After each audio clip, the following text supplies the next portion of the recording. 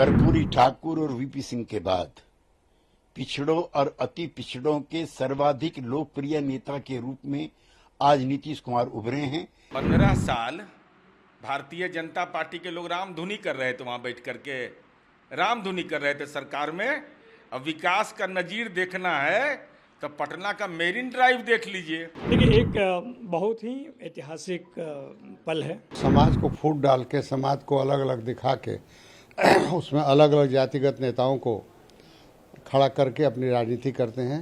बहुत कुछ नयापन तो नहीं है, जो अनुमान था वही अनुमान है। कर्पूरी ठाकुर और वीपी सिंह के बाद पिछड़ों और अति पिछड़ों के सर्वाधिक लोकप्रिय नेता के रूप में आज नीतीश कुमार उभरे हैं, जिन्होंने कई सौ वर्षों की गुलामी को तोड़ करके जातिगत जनगणना जनता के सामने रखी है। आज साबित हो गया कि वो 63% हैं। उसमें भी इन्होंने पिछड़ों और अति पिछड़ों का बंटवारा किया है, जो रोहिणी कमीशन नहीं कर पाया।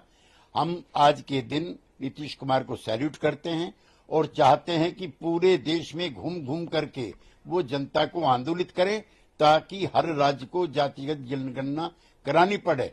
और ये अगले चुनाव के लिए एजेंडा भी तय हो गया है। 15 साल भारतीय जनता पार्टी के लोग रामधुनी कर रहे थे, वहां बैठ करके रामधुनी कर रहे थे सरकार में। अब विकास का नजीर देखना है तो पटना का मेरिन ड्राइव देख लीजिए। मेरिने ड्राइव, गंगा मैया ने पुकारा है, गंगा मैली है, मंदिर की घेराबंदी हमने कराया। 10% जिनको आरक्षण मिला उनको आप स्कॉलरशिप नहीं देते हैं, हम स्टूडेंट क्रेडिट कार्ड देते हैं। तो हमने तो करके दिखा दिया, लेकिन कृपा करके आप माननीय गिरिराज सिंह जी बता दीजिए कि कितने सनातन धर्म के मंदिरों की घेराबंदी किया, कितने सनातन धर्म मानने वाले नौजवानों को रोजगार दिया, कितने सिखाधारी को आपने समाज में जीवन स्तर उनका बेहतर बनाने के लिए मकान दिया। अरे जो किया सो हमने किया, आपने तो हमारा सब कुछ लूट लिया। इनके झूठ की कलई खुल रही है, इसलिए भाजपा बेचैन है। लेकिन देश भर में नीतीश कुमार जी ने नजीर कायम किया। देश में सामाजिक आर्थिक जनगणना कराना होगा और इसके खिलाफ देश में व्यापक गोलबंदी की जाएगी। देखिए, एक बहुत ही ऐतिहासिक पल है और इसलिए है कि आधी आबादी, लगभग आधी आबादी 52% मंडल कमीशन को अगर माना जाए तो उस आबादी के विषय में चिंताएं लगभग 6-7 दशक से चल रही थी। वो चाहे प्रथम पिछड़ा आयोग हो या द्वितीय पिछड़ा आयोग हो, आप जरूर बिहार ने इसमें लीड लिया है या नेतृत्व किया है इसको जारी करने का।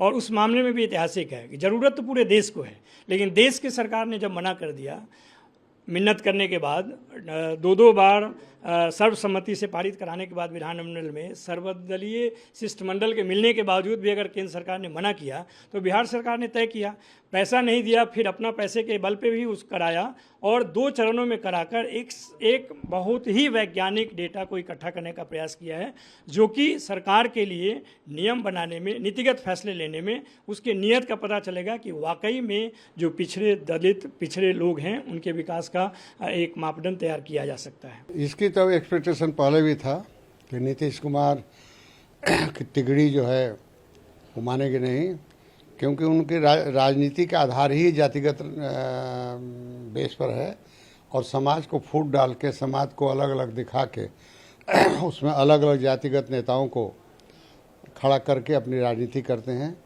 बिहार के विकास पर कभी उन्होंने बात भी नहीं किया और बिहार के जो दुर्गति है, बिहार देश का सबसे दूसरा प्रदेश होने के बावजूद भी वो आर्थिक दृष्टिकोण से सबसे कमज़ोर है, उस पर वो कभी चर्चा नहीं करते हैं। क्योंकि लालू और नीतीश जी की राजनीति सिर्फ जाति पर आधारित रही है, धीरे धीरे जातियों के विश्वास इनसे हटने लगा है। इसलिए फिर से वो एक समाज के लोगों को दिग्भ्रमित करने के लिए, बिहार के लोगों को आपस में बांटने के लिए उन्होंने इस तरह की राजनीति की है। भरमाने का खेल खेलती है। आज सिपाही भर्ती में जिस तरह से बच्चों के प्रतिभा को दबा कर करके और पेपर लीक का पूरी कहानी जनता के सामने आनी चाहिए, इसकी उच्च स्तरीय जांच होनी चाहिए। ये मामला को दबाने के लिए क्या क्या स्वरूप लाते हैं और आज इनका मामला पूरी तरह से करप्शन और भ्रष्टाचार का शिकार ये बड़े भाई छोटे भाई की मानसिकता है। देखिए, जातीय जनगणना का पूरा रिपोर्ट आएगा, अध्ययन के बाद मैं बताऊंगा। बहुत कुछ नयापन तो नहीं है, जो अनुमान था वही अनुमान है।